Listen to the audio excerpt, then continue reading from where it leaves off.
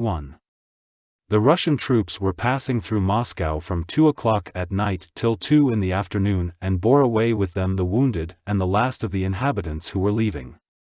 The greatest crush during the movement of the troops took place at the Stone, Moskva, and Yauza bridges.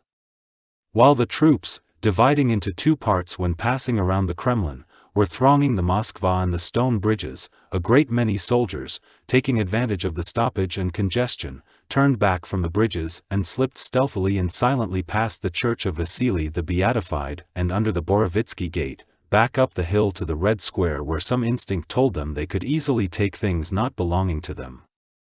Crowds of the kind seen at cheap sales filled all the passages and alleys of the Bazaar. But there were no dealers with voices of ingratiating affability inviting customers to enter, there were no hawkers, nor the usual motley crowd of female purchasers, but only soldiers, in uniforms and overcoats though without muskets, entering the bazaar empty-handed and silently making their way out through its passages, with bundles.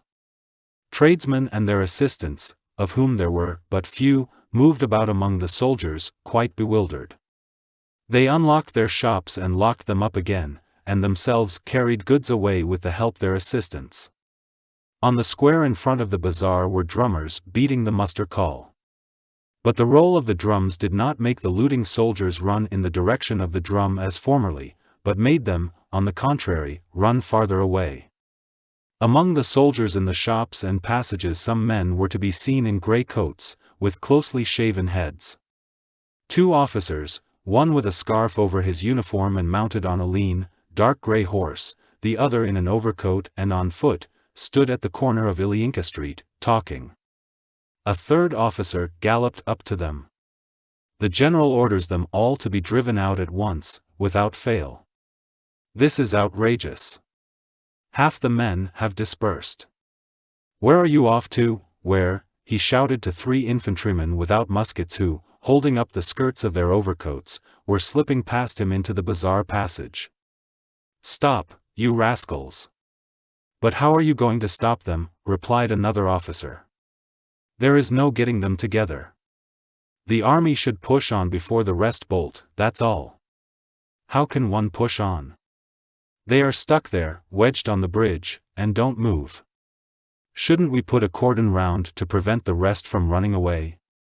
Come, go in there and drive them out, shouted the senior officer.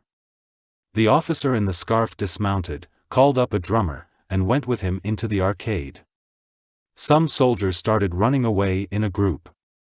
A shopkeeper with red pimples on his cheeks near the nose, and a calm, persistent, calculating expression on his plump face, hurriedly and ostentatiously approached the officer, swinging his arms. "Your Honor," said he. "Be so good as to protect us. We won't grudge trifles, you are welcome to anything, we shall be delighted.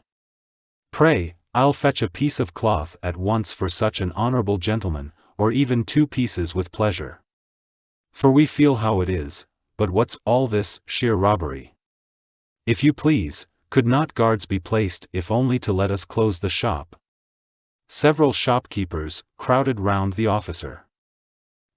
What twaddle," said one of them, a thin, stern-looking man. "When one's head is gone one doesn't weep for one's hair. Take what any of you like." And flourishing his arm energetically he turned sideways to the officer. "It's all very well for you, Ivan Sidorik, to talk," said the first tradesman angrily. "Please step inside, Your Honor." "Talk indeed," cried the thin one. "In my 3 shops here I have 100,000 rubles worth of goods. Can they be saved when the army has gone? What people! Against God's might our hands can't fight." "Come inside, Your Honor," repeated the tradesman, bowing. The officer stood perplexed and his face showed indecision. "It's not my business," he exclaimed, and strode on quickly down one of the passages. From one open shop came the sound of blows and vituperation, and just as the officer came up to it a man in a grey coat with a shaven head was flung out violently. This man, bent double, rushed past the tradesman and the officer. The officer pounced on the soldiers who were in the shops, but at that moment fearful screams reached them from the huge crowd on the Moskva bridge, and the officer ran out into the square. "What is it? What is it?" he asked, but his comrade was already galloping off past Vasili the Beatified in the direction from which the screams came. The officer mounted his horse and rode after him. When he reached the bridge he saw 2 unlimbered guns, the infantry crossing the bridge, several overturned carts, and frightened and laughing faces among the troops. Beside the cannon a cart was standing, to which 2 horses were harnessed. 4 borzois with collars were pressing close to the wheels. The cart was loaded high, and at the very top, beside a child's chair with its legs in the air, sat a peasant woman uttering piercing and desperate shrieks.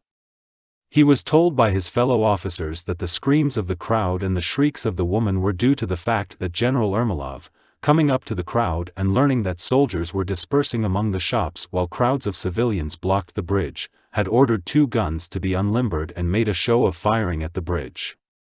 The crowd, crushing one another, upsetting carts, and shouting and squeezing desperately, had cleared off the bridge, and the troops were now moving forward.